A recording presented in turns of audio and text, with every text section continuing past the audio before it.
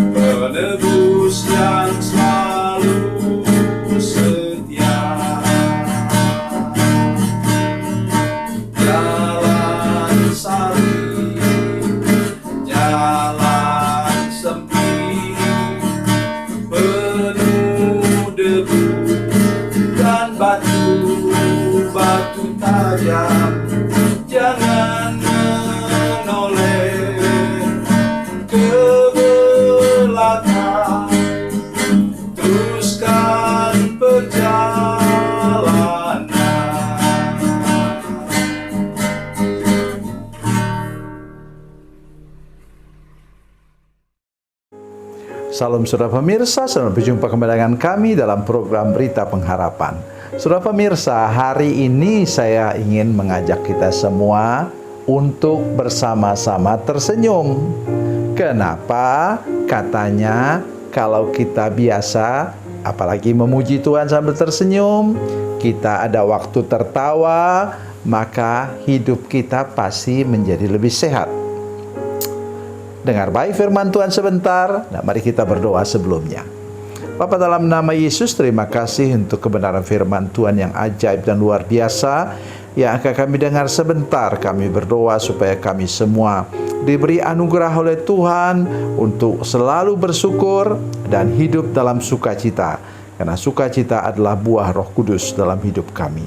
Dalam nama Yesus, haleluya, amin. Saudara pemirsa, mari kita membaca Alkitab kita dari Perjanjian Lama. Perjanjian Lama, Amsal pasal 17 ayat 22. Amsal 17 ayat 22, demikian kata firman Tuhan, hati yang gembira adalah obat yang manjur, tetapi semangat yang patah mengeringkan tulang. Amin. Saudara pemirsa, lagu ini sampai dibuat menjadi nyanyian. Gereja kami di Kalimantan Barat, di Sintang, itu yang dipimpin oleh adik saya sendiri, hamba Tuhan di sana. Mereka setiap kali mengakhiri kebaktian, mereka nyanyi ini. Seorang bapak biasanya yang khusus itu yang memang menghayati betul lagu itu, dia nyanyikan, hati yang gembira adalah obat. Obat yang manjur, bukan sekedar obat. Nah, kenapa ini begitu penting, saudara sekalian? Yang pertama harus kita ingat bahwa buah Roh Kudus yang kedua, buah Roh Kudus itu satu, saudara sekalian. Tetapi seperti buah manggis atau buah jeruk, dalamnya ada juring-juring. Ada biji-biji, kalau itu manggis, kalau ini ada juring-juring, itu semacam buah di dalam buah. Nah, buah yang kedua adalah apa? Adalah sukacita. Waktu saya mulai belajar firman Tuhan, kasih agape, ya memang itu harus nomor satu. Tetapi sebenarnya saya pikir, apakah tidak lebih tepat kalau kita, bukan saya mempertanyakan Tuhan ya, maksudnya di pikiran saya begitu, mungkin lebih baik kasih terus salom, damai sejahtera. Ya, saya tahu sedikit bahasa Yunani. Dalam bahasa Yunani salom itu eirene, ya. Saudara pemirsa, buah Roh Kudus yang kedua adalah apa? Adalah sukacita. Artinya begitu penting kita hidup dalam sukacita.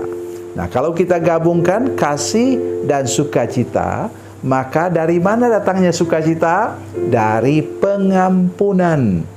Kemampuan kita untuk mengampuni orang yang bersalah kepada kita akan mendatangkan sukacita, akan mendatangkan kesembuhan. Sudah terbukti banyak di mana orang sakit tidak bisa sembuh sampai dia bisa melepaskan pengampunan kepada orang yang kepadanya dia menyimpan akar pahit, luka batin, dan dendam. Itu yang pertama. Tetapi dalam perjanjian baru begitu banyak berbicara tentang sukacita. Ya, saya hanya bacakan dua saja. Yang pertama ialah Filipi. Mari kita lihat Filipi pasal 4 ayat 4. Begitu mudah untuk diingat. Ya, Filipi 4 ayat 4.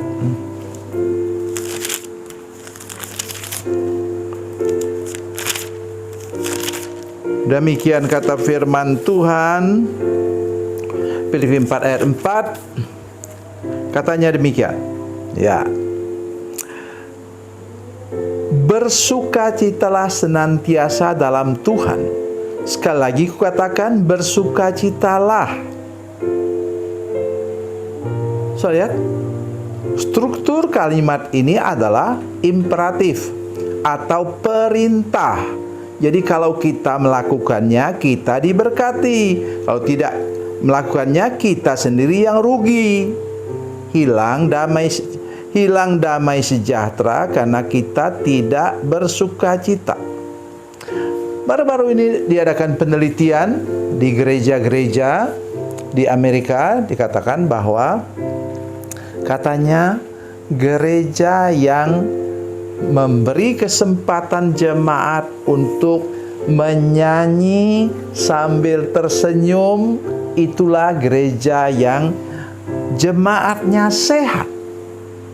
Setelah diadakan penelitian secara medis, maka ketahuanlah bahwa hati yang gembira itu mendatangkan imunitas atau daya tahan tubuh yang lebih baik daripada makanan manapun juga. Luar biasa. Jadi mari kita sekarang mendengarkan firman Tuhan ini dengan baik-baik dan jaga hidup kita supaya kita terus hidup dalam sukacita, hati yang gembira. Hati itu menyangkut apa? Perasaan dan emosi kita. Jadi mari kita punya perasaan, jangan punya perasaan negatif, tapi punya perasaan positif. Dan jangan punya perasaan yang masih menyimpan iri hati, dengki, dan cemburu, akar pahit, luka batin, dan dendam. Itu berbahaya. Nah, lihat paragraf yang kedua. Tetapi semangat yang patah atau putus asa, ya, semangat yang patah mengeringkan tulang. Kalau tulangnya sudah kering, saudara sekalian, ya mati. Itu sebabnya mengapa orang yang tidak bisa move on itu cepat mati. Ini bukan gurau-gurau, saudara sekalian. Firman Tuhan yang bilang begitu. Jadi mari para pemirsa sekalian, jemaat yang menyaksikan program ini, saya mengajak kita untuk lebih rajin lagi memuji Tuhan dengan tersenyum, supaya kita memanifestasikan itu buah Roh Kudus, buah sukacita sepanjang umur hidup kita. Tuhan Yesus memberkati, Tuhan Yesus baik. Mari kita berdoa. Bapa, dalam nama Yesus, terima kasih untuk firman Tuhan hari ini untuk kami. Tolong supaya kami menyimpan, memanifestasikan sukacita. Karena itulah sifat dan tabiat Yesus dalam kehidupan kami. Dalam nama Yesus, haleluya. Amin.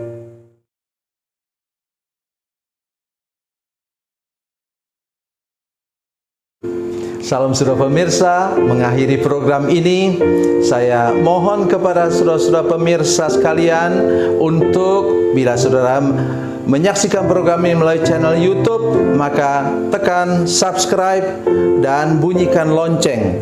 Dan bila saudara menyaksikan program ini melalui channel Facebook, maka tolong saudara-saudara sekalian tekan like dan juga komen. Dan demikian pula bila sudah menyaksikan program Makanan Bergizi hari ini yang tertulis, maka tekan yang sama juga, tekan like dan tekan komen. Dan tolong saudara-saudara sekalian untuk membagikan program ini, share program ini di channel saudara-saudara sekalian, supaya lebih banyak lagi orang diberkati melalui program ini. Tuhan Yesus memberkati, Tuhan Yesus baik.